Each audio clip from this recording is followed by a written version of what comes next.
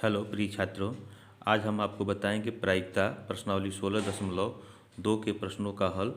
इसके प्रश्नों को पढ़ने से पहले मैं आपको कुछ इसके घटनाओं के बारे में बताऊंगा और इसके पहले प्रश्नावली 16.1 पढ़ा दिया गया है, उसके वीडियो का लिंक डिस्क्रिप्शन बॉक्स में मिल जाएगा, तो आप वहां से इसको पढ़ सकते हैं।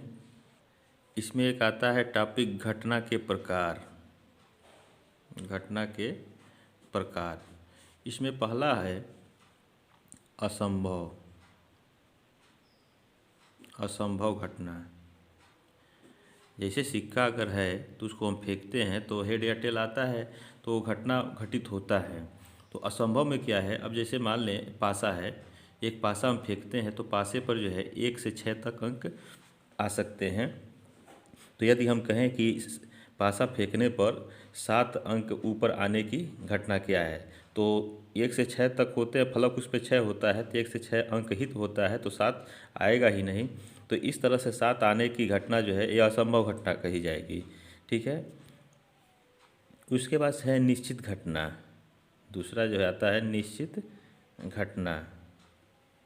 तो निश्चित घटना है क्या है, अब जैसे मान ले सिक्का है, सिक्का को उछालते हैं तो उसमें हेड होता है या टेल होता है, तो जब उसको उछालेंगे तो निश्चित रूप से उसमें वह हेड या टेल मिलेगा। ठीक है, तो यह निश्चित घटना हो जाएगा, ये दूसरा। अब इसके बाद से एक आता है सरल घटना। इन टॉपिक को आपको समझना बहुत ज़रूरी है, तभी आप जो है इसको समझ पाएंगे। तो ये सरल घटना है। तो सरल घटना उसे हम कहते हैं जिस घटना में केवल एक ही विन्यास होता है या एक ही अवयव होता है, वह सरल घटना कहलाता है। जैसे मान लेते हैं एक सिक्का को हम उछालते हैं तो हेड या टेल यह मिलता है। इस के घटना को हम ई से लिखें और यह एच टी कहें, तो अगर फिर हम कहें कि एक सिक्का को उछाला जाता है तो उसके टेल के ऊपर आने की घटना क्या है। ठीक है, तो उछालते हैं तो टेल आता है, तो घटना इसको हम एफ लिख दें। ठीक है, तो टेल के ऊपर आने की घटना को हम यह टी लिखेंगे। तो इसमें देखें केवल एक ही जो है विन्यास है, इसलिए यह सरल घटना होगा। ठीक है, तो जब किसी घटना में केवल एक ही विन्यास होता है तो उसे हम सरल घटना कहते हैं। ठीक है, तो उसको हम सरल घटना कहेंगे। उसके बाद यदि किसी घटना में दो या दो से अधिक अगर घटना विन्यास होते हैं तो उसे हम मिश्रित घटना कहते हैं। तो देखें इसमें जो है दो घटना विन्यास दिया हुआ है, तो यह जो है क्या हो जाएगा, यह मिश्रित घटना हो जाएगा। यह मिश्रित घटना हो जाएगा। तो एक सरल घटना हो गया, दूसरा जो है मिश्रित घटना हो गया। ठीक है, तो यह दो तरह के ये घटनाएं हो गए। उसके बाद से आता है पूरक घटना। पूरक घटना, अब मान लीजिए कि कोई जो घटना ए दिया हुआ है, सारी एक घटना ए दिया हुआ है। ठीक है, तो इसका पूरक घटना जो होता है, तो ए का पूरक घटना इसको हम ए डैश से लिखते हैं। ठीक है, तो इसको निकालते कैसे हैं, अब मान लेते हैं कोई पासा है, एक पासा अगर उछालेंगे तो पासा उछालने पर प्रतिदर समष्टि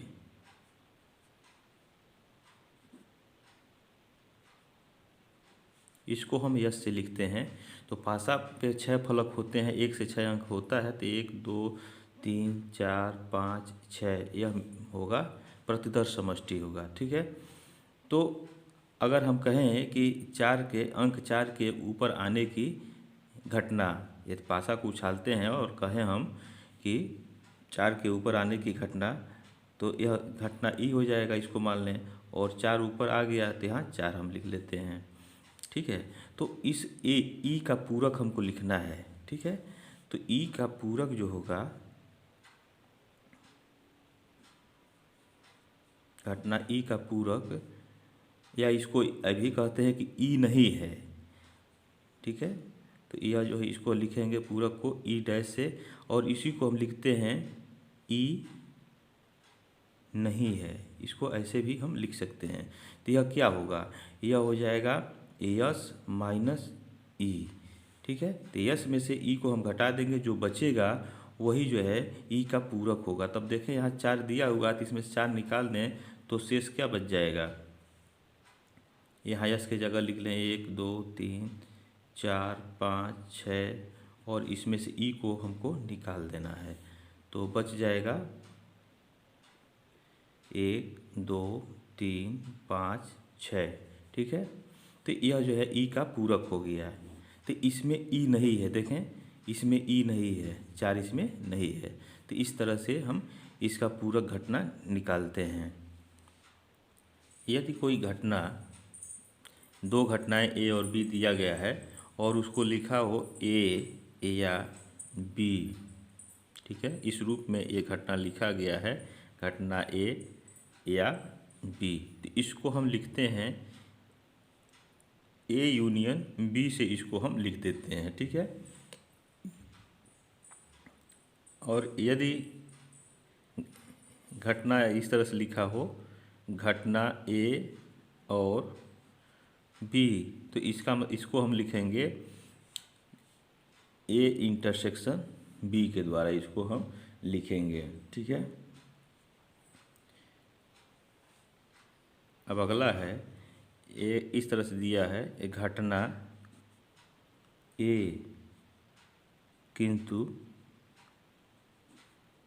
बी नहीं, ठीक है। तो इसको हम कैसे लिख सकते हैं, इसको हम लिख सकते हैं ए और बी को घटा दें तो बी नहीं है, या इसी को हम लिख सकते हैं ए इंटरसेक्शन बी का पूरक, ठीक है। तो इसको जो है हम इस रूप में लिख सकते हैं। इसके बाद है परस्पर अपवर्जी घटना, ठीक है, परस्पर अपवर्जी घटनाएं।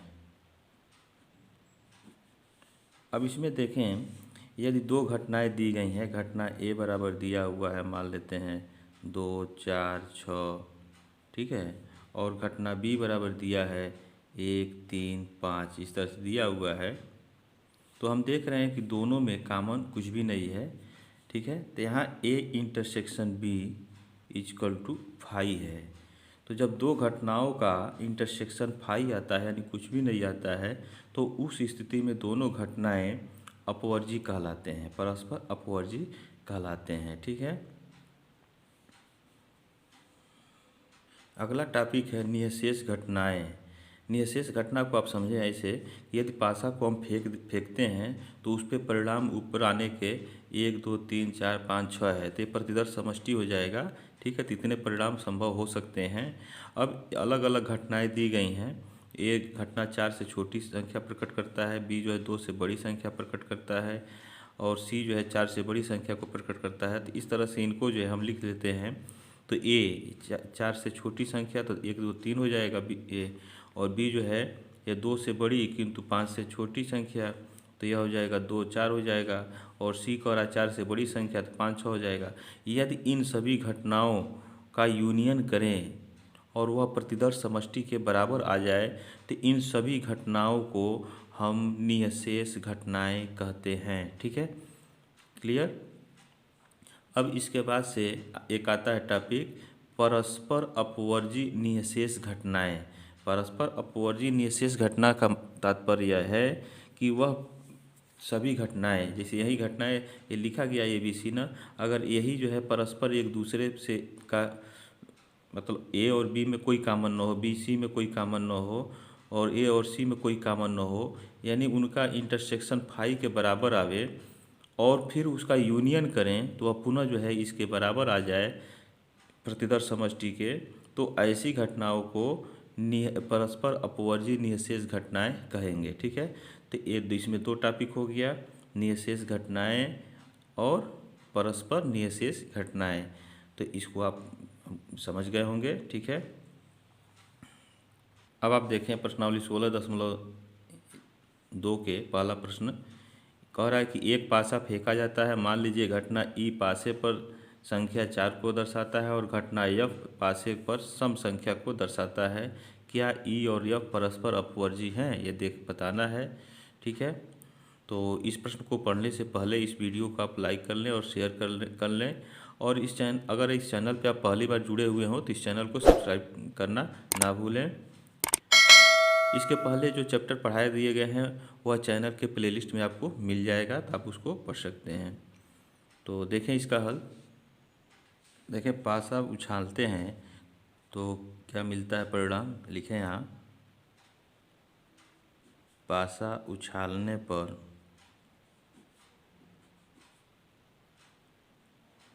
प्रतिदर्श समष्टि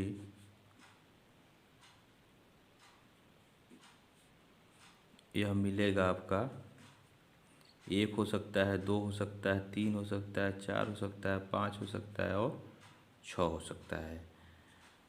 अब कह रहा है कि घटना ई जो है पासे पर संख्या 4 को दर्शाता है। तो यहाँ लिखें घटना ई यह बराबर हो जाएगा 4, ठीक है। और तथा घटना एफ कह रहा है यह सम संख्या को दर्शाता है, यानी यहाँ सम संख्या हो गया। तो सम संख्या क्या होगा, 2 होगा, 4 हो जाएगा और 6 हो जाएगा। अब देखें यहाँ ई और एफ में कॉमन है, चूँकि ई इंटरसेक्शन एफ यह बराबर हो जाएगा। यहाँ देखें ई का मान 4 है और यहाँ एफ का मान रखें 2, 4 और 6, तो यह हो जाता है कितना, दोनों में 4 है तो यहाँ 4 आ जाएगा, ठीक है। तो यह क्या है, इसका मान 4 आ गया, यह फाई के बराबर नहीं है, इसलिए यह क्या है, परस्पर अपवर्जी नहीं है। तो यहाँ लिख लेंगे E intersection F is not equal to phi, ठीक है। तो अतः ई तथा एफ परस्पर अपवर्जी नहीं है, ठीक है। तो यही बताना था, तो इसका हल हो गया। नेक्स्ट क्वेश्चन दूसरा दिया है, देखें। कह रहा है कि एक पासा फेंका जाता है, निम्नलिखित घटनाओं का वर्णन कीजिए। पहला दिया है कि ए संख्या 7 से कम है, दूसरा दिया है बी संख्या 7 से बड़ी है, तीसरा दिया है सी संख्या 3 का गुणज है, और चौथा दिया है इसका डी संख्या 4 से कम है, और पांचवा दिया है ई 4 से बड़ी सम संख्या है, और घटना एफ दिया है संख्या 3 से कम नहीं है, ठीक। A union B, A intersection B, B union C, E intersection F, D intersection E, A minus C, D minus E, E intersection F dash और एफ डैश भी ज्ञात कीजिए, ठीक है। तो देखें इसका हल। यहाँ देखिए पासा उछालेंगे तो क्या संभव परिणाम क्या होगा, तो यहाँ लिखें एक पासा उछालने पर प्रतिदर्श समष्टि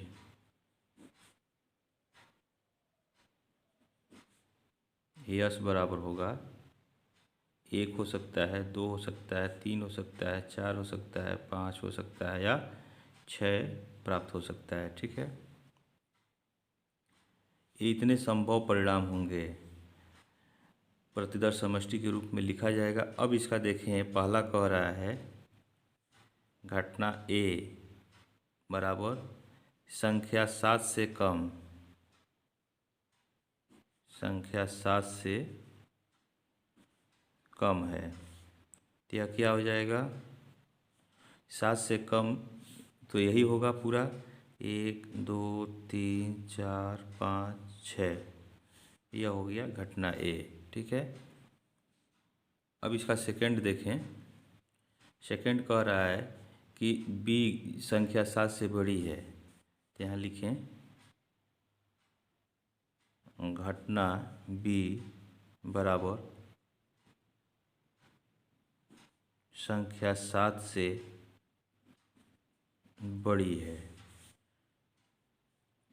तो बी बरसात 7 से बड़ी, तो 7 से बड़ा इसमें संख्या कोई भी नहीं है, तो यह जो है इसका मान 5 हो जाएगा। ठीक है।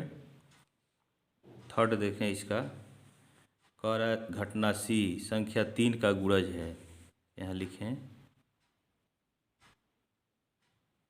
घटना सी बराबर यह है संख्या 3 का गुणज। तो 3 का गुणज का मतलब 3 के टेबल में जो आएगा वो लिखेंगे। तो 3 का गुणज इसमें कौन कौन है, 3 करने 3 है, 3 दूना 6 है, 3 और 6 है। ठीक है, 3 और 6 हो जाएगा, एक सी हो गया। नेक्स्ट देखें चौथा, कह रहा है कि घटना डी संख्या 4 से कम है। तो यहाँ घटना डी बराबर संख्या 4 से कम है। तो 4 से कम क्या होगा, 4 से कम 1 2 3 होगा। तो यहाँ लिख लें 1 2 3, यह जो है घटना डी हो गया। पांचवा देखें, पांचवा कह रहा है घटना ई 4 से बड़ी सम संख्या है। ठीक है, तो यहाँ लिखें ई बराबर 4 से बड़ी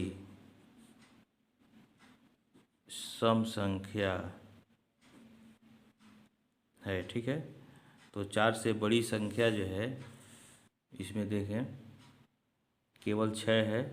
ठीक है, तो यहाँ हो जाएगा आपका 6, यह हो गया घटना ई। छठा देखें, ये दिया है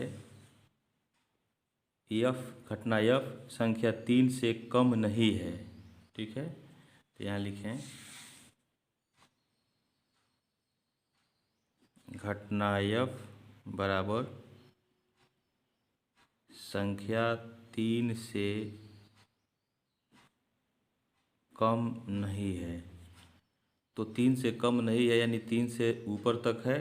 तो 3 देखें क्या क्या हो सकता है, तो 3 हो जाएगा, 4 हो जाएगा, 3 से कम नहीं है यानी 1 2 नहीं होगा, अब शेष होगा तो 3 4 5 6 यह होगा, 3 4 5 6 यह हो गया घटना यफ। अब इसके बाद से देखें क्या और पूछ रहा है। अब जब यह निकाल लिया गया 6 घटनाएं, तो ए यूनियन बी पूछ रहा है, ए इंटरसेक्शन बी है, तो इसको हम ज्ञात करें A union B. A union B, तो ए का मान देखें कितना आया, घटना घटना ए 1 से 6 तक है और बी जो है 5 है। तो यहाँ लिखें 1 2 3 4 5 6, यह हो गया ए, और यूनियन यह जो है 5 है, तो दोनों का यूनियन जो है इसी के बराबर होगा। ठीक है, 1 2 3 4 5 6, यह हो गया आपका ए यूनियन बी। इसके बाद से ए इंटरसेक्शन बी निकालना है। तो ए इंटरसेक्शन बी हम ज्ञात करें, तो ए का मान यही लिखें 1 2 3 4 5 6 और इंटरसेक्शन 5, तो दोनों में कॉमन क्या है, 5 हो जाएगा। तो यहाँ हो जाएगा 5, ए इंटरसेक्शन बी बराबर 5। अब देखें यहाँ बी यूनियन सी ज्ञात करना है। तो बी का मान जो है 5 दिया है और सी का मान 3 और 6 दिया है। तो यहाँ लिख लें बी यूनियन सी बराबर, तो बी का मान 5 हो गया और यूनियन सी 3 और 6। तो इसको जोड़ेंगे तो इसका यूनियन करेंगे तो यह हो जाएगा 3 और 6। ठीक है, बी यूनियन सी। इसके बाद देखें ई इंटरसेक्शन एफ पूछ रहा है, तो ई इंटरसेक्शन एफ निकालें। तो ई का मान आपका 6 दिया हुआ है और एफ जो है 3 4 5 6 है। तो यहाँ निकाल लें ई इंटरसेक्शन एफ बराबर ई का मान 6 और इंटरसेक्शन एफ 3 4 5 6 यह एफ है। इसको हम यहाँ रख लेंगे। अब दोनों में कॉमन क्या है, दोनों में इंटरसेक्शन जो है यह 6 दिया हुआ है तो यह हो जाएगा 6। तो ई इंटरसेक्शन एफ बराबर यह 6 हो जाएगा। इसके बाद देखें डी इंटरसेक्शन ई पूछ रहा है। तो यहाँ से देखें डी जो है 1 2 3 है और ई जो है आपका 6 है। ठीक है, तो इसका इंटरसेक्शन हम ज्ञात कर लें।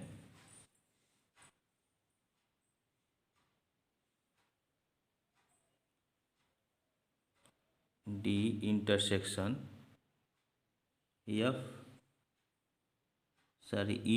ई निकालना है। डी इंटरसेक्शन ई का मान निकालना है।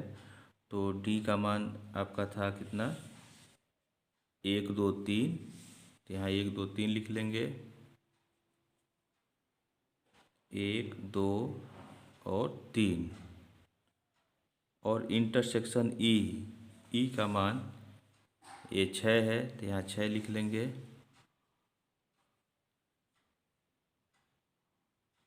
ठीक है,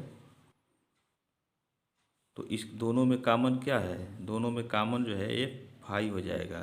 ठीक है, तो इसलिए यह क्या हो जाएगा डी इंटरसेक्शन ई बराबर ये 5 के बराबर हो जाएगा। ठीक है, तो यह इसका हल हो गया। अब इसके बाद देखें ए माइनस सी पूछ रहा है। ठीक है, तो ए माइनस सी निकाल लें। तो ए का मान आपका 1 से 6 तक है और सी का मान 3 और 6 दिया हुआ है। तो यहाँ लिखें ए माइनस सी, तो यह हो जाएगा 1 से लेकर के 6 तक और माइनस सी यह है आपका 3 6। ठीक है, तो अब इसमें से 3 6 निकाल दिए, जो शेष बचेगा वही ए माइनस सी होगा। तो 1 बच जाएगा, 2 हो जाएगा, 4 हो जाएगा और 5 हो जाएगा।